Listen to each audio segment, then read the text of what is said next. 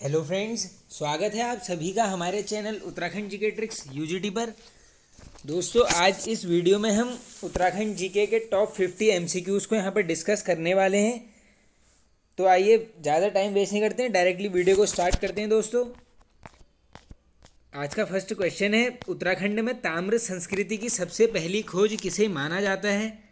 तो इसका correct answer हो जाएगा दोस्तों ये बहादुराबाद। ये कहाँ पड़ता है दोस्तों? ये पड़ता है हरिद्वार जनपद में। अब आगे चलते हैं नेक्स्ट क्वेश्चन की तरफ। कालसी अभिलेख की खोज किसने की थी? अब ये दोस्तों कॉमन क्वेश्चन है, जिसने अच्छे से पढ़ा होगा उसको इसका आंसर एकदम पता चल जाएगा। ये correct answer option number A, John forest ने। अब ये कहाँ पर है दोस्तों? ये देहरादून में है, अशोककालीन अभिलेख है। पूछ लेते हैं, चलिए आगे चलते हैं। भाषा पूछ लेते हैं दोस्तों, तो ये प्राकृत भाषा में है। किस प्रागैतिहासिक स्थल से सींगों का मुखौटा पहना हुआ आदमी प्राप्त हुआ है? अब इसको कर लो इम्पोर्टेंट नोट, नया टाइप का क्वेश्चन है। इसका करेक्ट आंसर होगा दोस्तों ये है हटवाल घोड़ा शैलचित्र जो प्राप्त हुआ है हमें, उसमें क्या मिला है यहाँ पर? सींगों का मुखौटा पहना हुआ आदमी। डायरेक्ट पूछ सकते हैं आपसे, आंसर यही होगा, हटवाल घोड़ा। दोस्तों, ये क्वेश्चन जो है हमारी सीरीज में आ चुका है, प्रागैतिहासिक काल वाली। चलिए आगे चलते हैं। अब कौन सा महाजनपद उत्तराखंड के भूभाग के अंदर आता था? अब ये पूछ ले रहे हैं कौन सा आता था। ये कुरु, वज्जी, गांधार या पांचाल? तो इसका दोस्तों जो करेक्ट आंसर होगा वो है ऑप्शन नंबर डी, ये आता था पांचाल। कालसी अभिलेख में उत्तराखंड के लिए किस शब्द का प्रयोग मिलता है? अब दोस्तों ये मिलता है, करेक्ट आंसर हो जाएगा option number A, Aparanta. Uttarakhand के किस प्रागैतिहासिक स्थल से कांसे की कटोरी प्राप्त हुई है? ये है इंपॉर्टेंट क्वेश्चन। इसका करेक्ट आंसर हो जाएगा दोस्तों ऑप्शन नंबर डी, ये हुई है मलारी। और दोस्तों ये कहाँ पड़ता है? ये पड़ता है चमोली में। और आप सभी को पता होगा मलारी ग्राम से एक और चीज़ प्राप्त हुई है, डायरेक्टली पूछ लेते हैं क्या मिला हमें? 5.2 kg सोने का मुखावरण। डायरेक्टली पूछते हैं सोने का मुखावरण कहाँ से मिला है, उस केस में आंसर हो जाएगा मलारी ग्राम, चमोली। आगे चलते हैं। उत्तराखंड से संबंधित प्रथम पुरातात्विक खोज किसे माना जाता है? तो दोस्तों इसका करेक्ट आंसर जो है वो होगा ऑप्शन नंबर डी। आप सभी को पता होगा जो हमें कप मार्क्स मिले थे देवीधुरा से, ये जो है यहाँ पर सबसे पुरातात्विक खोज है। अब इसमें लाखों डियार की तरफ मत चले जाना, ये करेक्ट आंसर यही है ऑप्शन नंबर डी। लाखामंडित खंडित शिलालेख किससे संबंधित है? तो ये है दोस्तों छगलेश वंश से, ऑप्शन नंबर डी। अमोद्यभूति की चांदी की मुद्राओं का भार कितना था? अब दोस्तों ये नया टाइप का क्वेश्चन है, पूछा जा सकता है। करेक्ट आंसर होगा ऑप्शन नंबर है दोस्तों, ये था 31 से 38 ग्रेन। ये कुछ ग्रेन जो है प्राचीन उसमें मापने की इकाई थी। आगे चलते हैं। कुड़िंद वंश से संबंधित सबसे महत्वपूर्ण प्रमाण क्या है?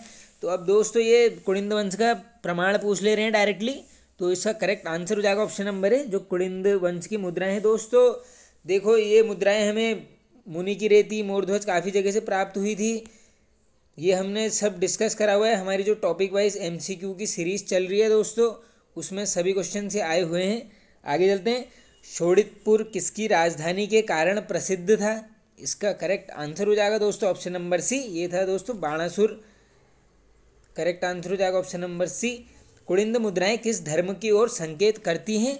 तो दोस्तों इसका करेक्ट आंसर होगा ऑप्शन नंबर सी, ये करती हैं दोस्तों शैव, बौद्ध और जैन धर्म की तरफ।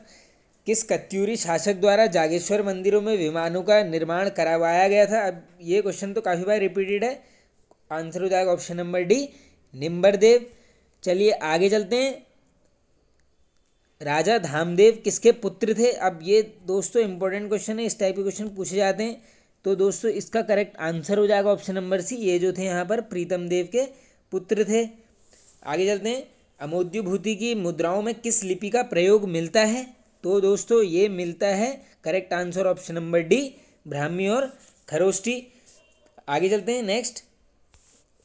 चंद वंश का संस्थापक सोमचंद को किसने बताया था? अब दोस्तों देखो, चंद वंश का संस्थापक सोमचंद है। ये क्वेश्चन तो मुझे नहीं लग रहा आप कभी पूछेंगे, ये हज़ारों बार रिपीट हो चुका है। ये तब भी सही लग रहा है थोड़ा, किसने बताया था ये? तो दोस्तों ये बताया गया था, करेक्ट आंसर होगा ऑप्शन नंबर डी, यानी बी और सी, ये एटकिंसन महोदय और बद्रीदत्त पांडे जी द्वारा। आगे चलते हैं दोस्तों। अब नेक्स्ट क्वेश्चन में जाने से पहले थोड़ा सा आप लोगों के साथ कुछ बातें शेयर करनी है। देखिए दोस्तों, एक सीरीज़ चल रही है सामान्य ज्ञान की, उसमें हम जो है सभी मिक्स्ड एमसीक्यूज़ को, वन लाइनर्स को यहाँ पे डिस्कस कर रहे हैं। एक डेली सीरीज़ आती है हमारी मॉर्निंग में, उसमें हम उत्तराखंड के 30 to 40 वन लाइनर्स को यहाँ पे डिस्कस करते हैं। और जो हमारी थर्ड सीरीज़ है दोस्तों, वो टॉपिक वाइज एमसीक्यूज़ वाली सीरीज़ है। अब दोस्तों जो वो सीरीज़ है जिसमें टॉपिक वाइज एमसीक्यूज़ को हम कवर कर रहे हैं, वो सबसे ज़्यादा इंपॉर्टेंट सीरीज़ है, क्योंकि उसमें इतने एमसीक्यूज़ को कवर किए जा रहे हैं एक सीरीज़ से, जो आपके एग्ज़ाम में 90% उससे क्वेश्चन आएगा ही आएगा।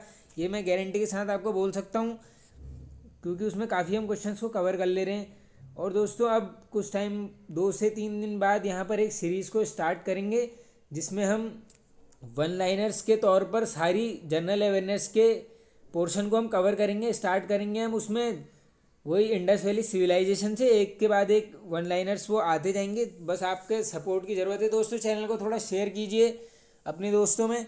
चलिए अब आगे चलते हैं। आसंती देव वंश किस क्षेत्र से संबंधित है? इसका करेक्ट आंसर होगा दोस्तों ऑप्शन नंबर डी, ये है दोस्तों पाली पछाऊ। राजा मौगभतस तथा शिवपालित का उल्लेख कुड़िंद वंश की किस मुद्राओं में हुआ है? दोस्तों ये ऐसे ही मिलेगा नाम, ये देखना आप। अब ये दोस्तों जो मिला है इसका करेक्ट आंसर हो जाएगा यहाँ पर ऑप्शन नंबर सी, ये हुआ है दोस्तों अल्मोड़ा प्रकार की मुद्राओं पर। डायरेक्टली पूछ लेते हैं शिवपालित, हरिदत्त, ये 2-3 नाम किस में अंकित हैं, तो इसी में है ये कुड़िंद वंश की मुद्राएं जो थी। आगे चलते हैं अब। एटकिंसन ने किस शिलालेख के कुछ अंशों का अंग्रेजी में अनुवाद करवाया था? इंपॉर्टेंट क्वेश्चन है काफ़ी। करेक्ट आंसर हो जाएगा दोस्तों ऑप्शन नंबर बी, ये करवाया था बागेश्वर शिलालेख का। बैजनाथ को राजधानी बनाकर शासन करने वाला कत्यूरी राजा कौन था? काफ़ी इंपॉर्टेंट क्वेश्चन है। तो दोस्तों इसका करेक्ट आंसर है ऑप्शन नंबर ए, ये कौन था? नरसिंह देव। कालू तड़ागी किस चंद शासक का सेनापति था? अब ये पूछ लेते हैं डायरेक्टली कालू तड़ागी के बारे में, इंपॉर्टेंट है ये पर्सन भी।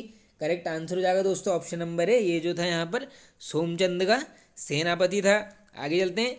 किस चंद शासक के समय प्रथम भूमि बंदोबस्त करवाए जाने का उल्लेख मिलता है?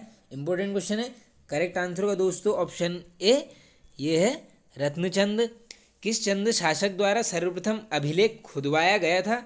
ये क्वेश्चन भी आया है दोस्तों टॉपिक वाइज एमसीक्यू सीरीज में, तो इसका करेक्ट आंसर हो जाएगा ऑप्शन नंबर बी, ये कौन है? अभयचंद। कटकाली प्रथा को प्रोत्साहन देने वाला चंद राजा कौन था? वेरी वेरी इंपॉर्टेंट क्वेश्चन है दोस्तों, ये पूछा गया है एक बार ये। इसका करेक्ट आंसर है दोस्तों भारती चंद, ऑप्शन नंबर सी। आगे चलते हैं। रुद्रचंद्र ने अकबर से कहाँ भेंट की थी? अब दोस्तों ये क्वेश्चन भी आया हुआ है पिछली सीरीज में। करेक्ट आंसर हो जाएगा यहाँ पे लाहौर, और यानी ऑप्शन नंबर डी एकदम करेक्ट है। आगे चलते हैं दोस्तों। ये रुद्रचंद ने अकबर से भेंट नहीं है दोस्तों, ये आगरा में की थी ये, तो ये सी राइट हो जाएगा दोस्तों। ये आगरा की थी, लाहौर ये आगरा ही हुई थी शायद, जहाँ तक मुझे लग रहा है। चलिए आगे चलते हैं। अब आप कमेंट बॉक्स में दोस्तों ये डाउट को क्लियर कर देना, ये लाहौर है इसका आंसर या आगरा। चलिए आगे चलते हैं। सर्वाधिक लंबे समय तक शासन करने वाला चंद राजा कौन था? तो ये था दोस्तों, एक मिनट दोस्तों, ये थोड़ा सा एरर हो गया है, रुकिए, ये डी है दोस्तों, ये ठीक है, लाहौर में ही हुई थी ये। करेक्ट आंसर हो जाएगा आपका ऑप्शन नंबर डी। अकबर की और रुद्रचंद की जो भेंट है वो कहाँ पर हुई थी? लाहौर में। आगे चलते हैं। सर्वाधिक लंबे समय तक शासन करने वाला चंद राजा कौन था? तो ये करेक्ट आंसर हो जाएगा दोस्तों ऑप्शन नंबर बी, ये एकदम करेक्ट है, ज्ञानचंद। अगर दोस्तों 2 बार पूछ लेंगे तो आंसर हो जाएगा मोहनचंद। अगर अंतिम पूछ लेंगे तो आंसर हो जाएगा महेंद्र। सब ये मौ से ये 2 और 1 वाला ये नोट कर लेना, पूछे जाते हैं क्वेश्चन। आगे चलते हैं। पटरंग प्रथा का प्रचलन किसने किया था? इसका करेक्ट आंसर होगा ऑप्शन नंबर ए, ये किया गया था दोस्तों इंद्रचंद द्वारा। मुगल शासक अकबर का समकालीन चंद राजा कौन था? अब दोस्तों देखो, अकबर के साथ कल से भेंट भी हुई थी, अभी हमने ऊपर ही डिस्कस कर लिया है, तो इसका करेक्ट आंसर सबके लिए इजी हो जाएगा। ये तो कौन था यहाँ पर? रुद्रचंद, इनकी भेंट हुई थी लाहौर में। गढ़वाल का सर्वप्रथम आक्रमण करने वाला चंद राजा कौन था? तो दोस्तों जो गढ़वाल पर सबसे पहले आक्रमण किया था उसका नाम था ऑप्शन नंबर डी, एकदम करेक्ट हो जाएगा, ये था कीर्तिचंद।